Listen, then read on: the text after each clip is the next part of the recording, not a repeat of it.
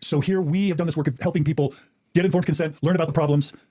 If they aren't with the church, now that they feel misled and they're not cool with the history, they deconstruct. But then they're left, what? These are holes. They're left without identity, without meaning, without community, without purpose, without a resolution for the afterlife, right? Without a clear sense of morality. And I've seen that be a real struggle for people. And in 2023, I don't know that we've really figured it out. So with that context, let's start with your journey and how you're thinking about all this. Yeah. So Sapiens did play a major role. First off, let me start by saying I accept science. And so I can't push back against it. That is the most rational way to see the world. Not that it's 100% right. It's always making shifts and changes too. But at any given moment, the collective scientific agreement is where the scientists have all, again, majority of them, collectively arrived at what is the most rational point of view in that moment. So, but I still had some blind spots. And I went back and I read Sapiens. And the first half of the book, most importantly, was just, it filled in a lot of those voids that I still had. So I accept that 13 point something billion years ago, something happened. That's a conversation on its own because we have this idea of matters neither created nor destroyed, and scientists agree it came from this small thing and then turned into everything around us, and it's an expanding universe, and none of that makes any sense at all. But from that moment forward, there was a creative energy that was expanding in the universe, and everything came from it. And if I go to the point where something close to human arrives on the planet, we have to recognize that humans acting as individuals will die. If a human being or whatever was less than human but on the way to being human tried to survive on its own, it almost certainly wouldn't. And so the human species is not fast enough or strong enough to survive on its own against ferocious, faster animals. Hence, the only way humans survive is by banding together, collaborating. And in order to collaborate, we talked in the car about how you have to have trust with each other. And Sapiens taught me that in really small groups, intimacy worked. If there was 12 of us, we would all know each other well enough to know who the good hunter was, who the good gatherer was, who the really flawed hunter was that you didn't want to take on a hunting trip, who the really bad gatherer was that would pick the wrong berries or mushrooms and we'd all just pass away from. Or steal the food, right? Or stab you in the back or totally. whatever, right? And so in the effort to work together and to perpetuate, obviously bigger tribes slaughter smaller tribes. And so any mechanism or adaptation that allows a bigger tribe to collaborate in a way that is just as successful as the smaller tribe would then allow that tribe to then dominate over a smaller group of people. Once you get over the number of about 25 people, Yuval Harari suggested that humans invented this technology called language. And earlier primates, and still in the primate world today, bonobos and gibbons and gorillas and all of that, chimpanzees, they do this active grooming. So they'll get together every day with each other and pick gnats out of each other's hair and be able to work together because that signals to each other that I care about you and I'm here for you. And it's how they learn to trust each other and understand their roles within the primate family or the primate tribe that they're in. But again, bigger tribes slaughter smaller tribes, and human beings don't do the grooming thing, at least not anymore. What we do is with language as a tool, we also then create another adaptation from language called gossip. And we think of gossip today as like speaking bad about somebody, but gossip 200,000 years ago would have been the way that I tell you about other members of the tribe and their gifts and flaws. So it's how, when you're in a tribe larger than 25, where you can't possibly know intimately each other. And this works up to about 150 people, where gossip serves as the tool that we all kind of collaborate together because we all know our strengths and weaknesses. And even though I know Amanda, but Amanda doesn't know John, but I do, I can now inform Amanda about John and tell Amanda what his gifts and flaws are. But again, bigger tribes slaughter smaller tribes. And so once you get to 150 and more, the mechanism that we created as human beings as a technology is myth.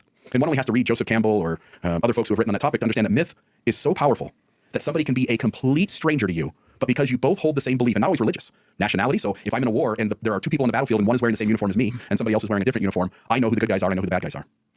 For tribes to survive, it depends on the tribe essentially being one life form. And individual well-being isn't important. And you have to get human beings to be brave enough that they will put their life on the line with all of their investment, with all of their intention and energy. Otherwise, the other tribe that is doing that will kill you. So your responsibility as a tribe is to create a belief system that people go, I've got a resolution for death. I don't have to worry about dying. I know that I will live beyond that. Because that's really a core component of how you get someone to sacrifice their life on the battlefield. It's the whole idea that there's no atheist in the foxhole. Because if you think that your life will end the moment you are shot, there is something within you that's going to want to bail on being on the front lines of that battle. And so believers in a religion, even if the religion is to most people absurd, is still going to get the believer to sacrifice themselves in the name of the tribe. And hence myth is so powerful in doing that. I guess I maybe want to stop for a moment and just check in and see if there's a spot you want to go from there. Because I don't know that I addressed Margie, and maybe not even addressed per se you, but I think people need to understand what religion solves. Religion, again, it has a morality, but it's not an individual morality. It's not like we go, what is really ethical in terms of treating people good and bad? It's really more of a code of conduct so we don't disrupt each other too much as a community and lose trust in each other. And so some of the rules aren't really fair. They're really more about the tribe working together rather than the individual being safe and secure. Does that make sense? Yeah, it's about arranging order to the benefit of the group. Sometimes for the and there's a tension there because it's to the benefit of the individual in the sense that hopefully the individual survives when they otherwise would be killed by other tribes. But in the other sense, the individualistic needs of the individual are always going to ultimately be subservient or relegated, as less important to the needs of the group. So there's always going to be, as Bonner Ritchie said once, there's always going to be violence done to the individual because at the end of the day, the group needs to survive over the individual. Yeah, and to the extent that if we back up in time and still today in countries with unrest to the degree where folks are really in danger on a daily basis and don't really have the freedom to express themselves, it is crucial that the system be set up in that way to perpetuate the tribe. If we're going to start gearing towards individual well-being, it can only happen in environments where everyone already to a certain degree feels safe and secure.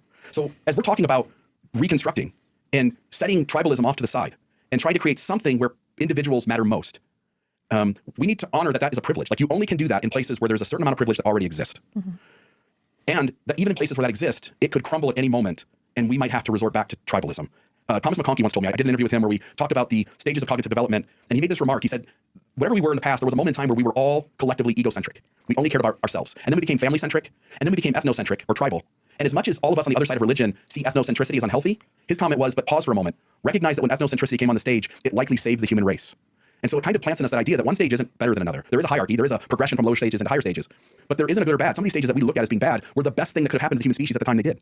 And so as we're conversating about being privileged and being able in this moment in 2023 in America to begin to talk about how we create a society that values individual well-being, safety, security, contentment, this is a complex conversation that we could be entirely wrong on. Does that make sense? Oh, it makes all the sense in the world. Because number one, like, and I think about this, I've been thinking about this every day for 20 years. And that's not to say I've got better thoughts. It's just like it's all I think about because I care about humanity. I care about human suffering, and I care about our species in a sense. I want to see us, I mean, I don't like the harm that we do to each other and to the world on the one hand, but I also have pride in our species and want to see us do well and maybe even do better. So I am constantly thinking about, well, number one, I start with this conditioning that Mormonism was good for me. So like we talked yesterday about how your mom was in foster care. You didn't feel like you got what you needed when you were growing up, love and nurturing. You know, but then when you found missionaries or found Amanda and found the church and then got into it, it starts developing you and challenging you in ways that you may not have been able to find on your own, right? And like that, I think that many, stimulating the harm that religion has caused and continues to cause. That's the price of tribal thriving if what we just said 10 minutes ago is true. In other words, if we're going to survive and not get snuffed out by the other tribe, then yeah, there's going to be a cost of the individual sometimes being harmed for the benefit of the group. But if that's true, and religion is sort of what brought us to the dance, if religion brought us to 2023 to where, hey, we're all kind of thriving so well that we can consider putting off the tribe, which is kind of where we are. It's almost like a faith crisis is a privilege where we've advanced to the point intellectually, socially, financially, where we can go, maybe I don't need the tribe anymore. 200 years ago, you know the saying, right? A lone monkey is what? A dead monkey. Yeah, like 500, 1,000 years ago, you just decide you don't need your tribe. If your tribe doesn't kill you, the other tribe will. Yeah. Right? Yeah. So now religion has got us to the point where we're like, oh, maybe I don't even need the tribe. But then the question is, number one, are we really going to be better off without it? Or are we going to get lost like a lone monkey psychologically? If there isn't a threat of some tribe killing us, is there the threat of our own minds killing us? Is there the threat of just meaninglessness or existential dread or just being left to our own devices without a grounding moral force? Are we individually going to do better or worse?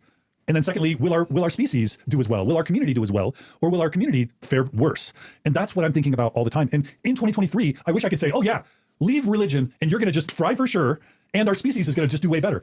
I'm not convinced, individually or as a species, after interacting with tens of thousands of people who have left their religion, I'm not convinced that more often than not, we don't end up making a bigger mess for ourselves individually, causing more suffering to ourselves individually than whatever pain we would have experienced in the religion. I'm not sure. Yeah. And then with a bigger concern, I'm not sure that as a species, if we throw off religion and get rid of it, we're better off in 100 years than what brought us to the dance, which was religion and shared myth. No matter how